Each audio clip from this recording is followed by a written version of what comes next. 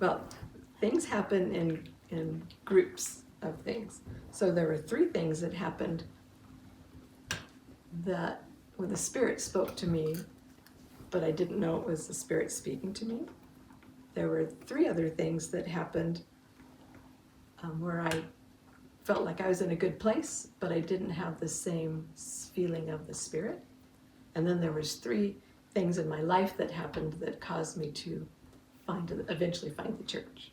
So when I was probably 12, my mom took my sister and I to visit our grandparents that lived in Denver. And while we were there, we went to a wedding reception. And it was in the oddest church building I'd ever been to. You walk in and there's this foyer, and off to the side there's these double swinging doors. It was all dark in there. And then you walk down a hallway and you open these big doors and there's a basketball court.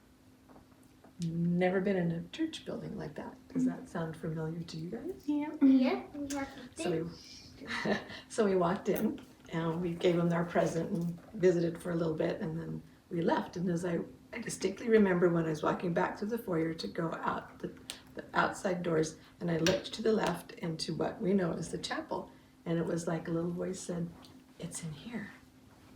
You want to be in here." What?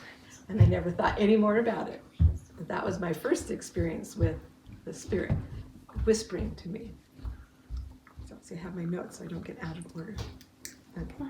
So then, when I was in high school, and then when I went to high school, I would go to church with my mom at a Presbyterian church, and the preacher would stand up and yakety, and I never understood anything he said. Nothing what he said made any sense. He talked about that Heavenly Father, they called him God, dwells in your heart, but yet he fills the whole universe and all this kind of stuff. And that just didn't make sense to me. I said, how can that happen? That doesn't feel right. So I stopped going to church with my mom. And at our high school, we had a Bible study. We had this fellow high schooler that ran this Bible study. So I went with some friends to that, and that felt good. This guy seemed to know what he was talking about, though I wondered why everyone thought that how he interpreted the Bible was right. So what made him, what gave him the authority to say this is what the Bible's saying? So I thought, well, this feels good, but it's not quite there yet. So then I guess there's four things. And then I had a friend invite me to go watch a movie in downtown San Jose, which I don't go to anymore, called The Cross and the Switchblade. And it's the story of it's kind of like a West Side Story. And you probably don't know that. I know that. Anyway, so it's a real tough gang guy. And he meets a preacher and he gets converted. And at the end of the movie, they say, if any of you want to accept Jesus into your life, come down to the front of the auditorium. And I distinctly remember, well, I'd really like to have Jesus in my life, but it doesn't seem quite right to walk down in front of an auditorium. So I didn't. And then I went to another event with this friend, and it was at our local high school in their gym, and it was a Christian rally. So they had speakers, they had singers, and it felt good. And then they turned the lights off, and we were all singing, waving our hands in the dark like this. I thought, well, this feels good, but it doesn't feel the same. It doesn't feel quite right. So I thought, well, we're just going to go on through life. So then I was in high school as well, and I was in a speech class and never talked in front of people in my whole life. And there's this girl sitting next to me. Her name was Carolee Schilling, and she would get up and give her speeches and didn't bother her at all to stand in front of people. I said, how come it doesn't scare you? Oh, I've been doing this since I was 3. Oh, really? Wow, that's interesting. So she was very nice, and so we kind of talked every now and again. So I thought, that was nice. And then I made the mistake with a friend sharing my opinion of her getting married right out of high school. And she was my best friend at the time, and she didn't like that, so we all of a sudden weren't friends anymore. And I didn't have anybody to eat lunch with. So I went to the cafeteria, and I saw this nice girl, Carolee Schilling, that had been in my speech class. And I said, gee, can I eat lunch with you guys? Oh yeah, sure, come on, sit down. And so they started talking about the things that they were doing unbeknownst to me, they were all members of the church. And so they were talking about seminary, and they were talking about a thing called a dance festival. I said, ooh, what's a dance festival? Well, it's where we learn dances, and then we perform them at the local community college. I said, ooh, that sounds fun. Can I come? Sure, you can come. So I went, and I walked into a building that had a foyer and double doors to a quiet chapel and double doors to a gymnasium. And I was like, wait, this is way familiar. And so then I did the dance festival practices, and then I went to church. And the first time I went to church,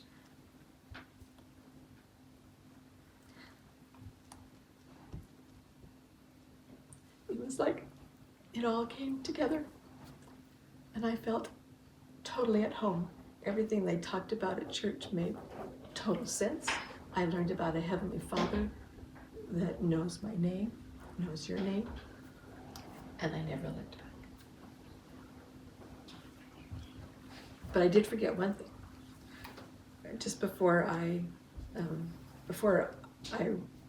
went to church at all, I was in our family room and the TV was on, and I walked through the room with the TV, and there was an elderly gentleman that was talking at a podium with flowers behind him and this big choir behind him, and he was talking, and I thought, and the Spirit said to me, this is special, you should listen. Well, I didn't, I just walked on past. What was interesting is the first general conference that I went to after I started going to church was of the same elderly gentleman in front of a podium with a big choir behind him. So the Spirit was guiding me, and there were events in my life that taught me what was good and what was best.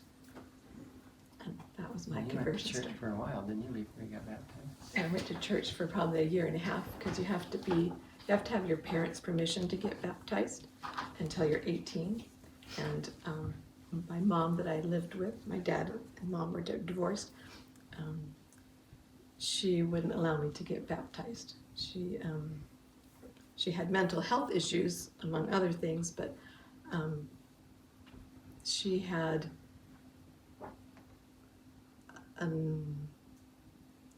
been taught to not have a good opinion of people that belonged to the church. So that made her very wary of the church and letting me join. But I do believe, I don't know for sure, but I do believe this family that I lived with, the Schillings, they would come pick me up and take me to church and take me to activities and take me to dances.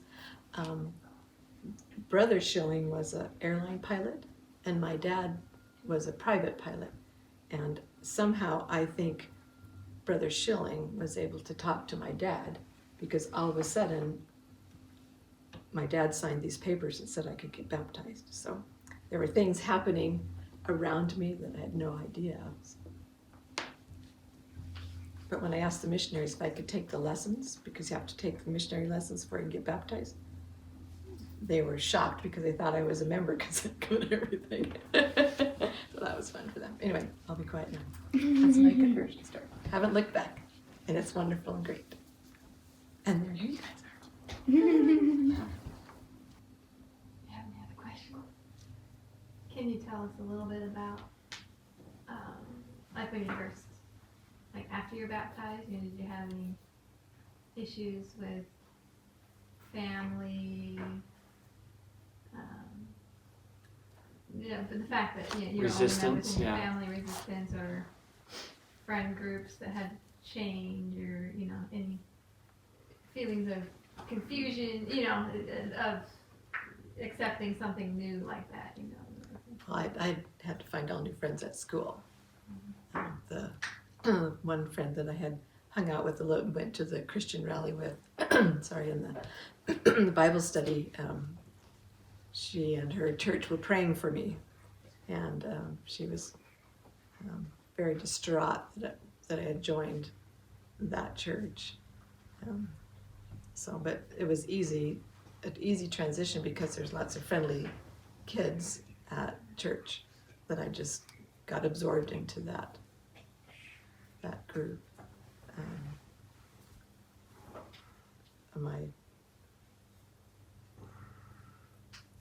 we didn't have a very cohesive family, my dad and mom and sisters, so we were all doing our separate things. I don't think my mom was very happy about that, but I was a good kid, so can't really get mad at me too much. My grandparents, I didn't have much interaction with them. When I did go to BYU, they were gonna, they stopped, they lived in Denver, like I said, and they came over the hill to Provo on their way to where they were going and dropped off, and my grandmother's comment was, well, you seem to be happy and you seem to be safe, so I guess it's okay.